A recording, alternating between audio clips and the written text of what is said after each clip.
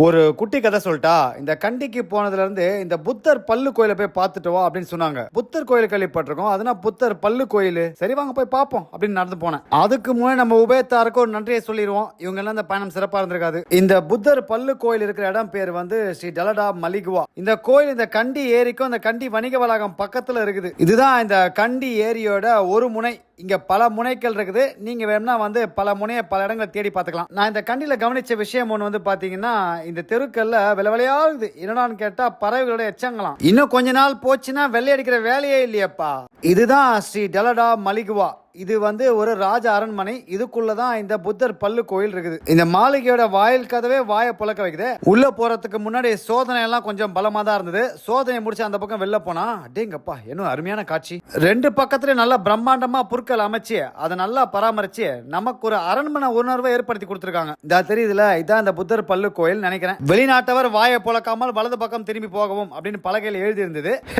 வெளிநாட்டவர் இந்த பக்கம் போகணும் அப்படின்னு தான் போட்டிருந்தது. ஆமா, ஏன் வெளிநாட்டவர் இந்த பக்கம் போனோம் அப்படியே மனசுக்குள்ள கேள்வியோட அந்த பக்கம் நடந்து போனேன். அப்புறம் தான் தெரிஞ்சது வெளிநாட்டவருக்கு கட்டணம் அப்படின்னு. நம்மளை பார்த்தா வெளிநாட்டவர் மாதிரி தெரியுது, இருக்கும் போல. கட்டணமா ஒரு 1500 ரூபாய் வாங்கினாங்க. என்னோட காலனியை கழட்டி வச்சு இந்த கோயிலை நோக்கி நடந்து போனேன். அப்படி கோயிலை நோக்கியே நடந்து போயிட்டு இருக்கும் போது நம்மளோட கவனம் கஜேந்திரன் பக்கம் போச்சு.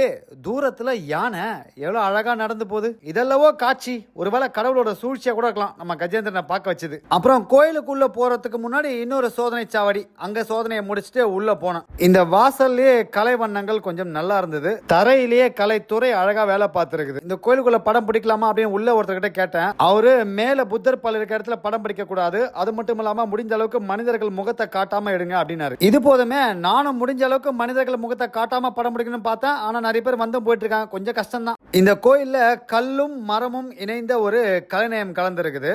அது மட்டும் இல்லாம கூரைகள்லாம் ரொம்ப அழகா இருந்ததுப்பா. இந்த கோயில் தூண்கள் நம்மளோட தமிழ் கோயில்களோட அந்த கலைநயத்தை காட்டுற மாதிரி நிறைய விஷயங்கள் இருந்தது. தூண்கள் எல்லாம் கல்லால பண்ணிருக்காங்க, இந்த கூரைகள் எல்லாம் மரத்தால பண்ணிருக்காங்க. நல்லா இருந்தது பாக்கிறதுக்கு. அதை பார்த்துட்டு மேல போனேன். இங்கதான்ப்பா மக்கள் வணங்குற அந்த புத்தர் பல்ல வச்சிருக்காங்க. இதுக்கு மேல ஒளிப்பட கருவி அனுமதி கிடையாது. அப்படியே அந்த புத்தர் பல் இருந்த இடத்த பார்த்துட்டு அப்படியே கீழே இறங்கி நடந்து போனேன். அந்த இடத்துல இன்னொரு சின்ன கோயில் மாதிரி போன மாதிரி இருந்தது. அது அப்படியே பின்தொடர்ந்து போனா அங்க புத்தர் சிலையோட அந்த இடமே வேற மாதிரி இருந்தது. அந்த இடமே தக தகன்னு மின்னுச்சு. எண்ணங்களாலும் சரி செயல்களாலும் சரி. அந்த இடத்தையும் பார்த்துட்டு பக்கத்துல ஒரு அருங்காட்சியம் இருந்தது. அதை பார்த்துட்டு வெளியில வந்தா அங்க அழகா பூவெல்லாம் வச்சிருந்தாங்கப்பா.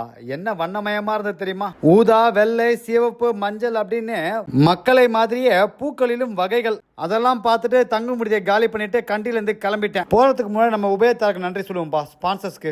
இவங்க எல்லாம் அந்த பயணம் சிறப்பா இருந்திருக்காது.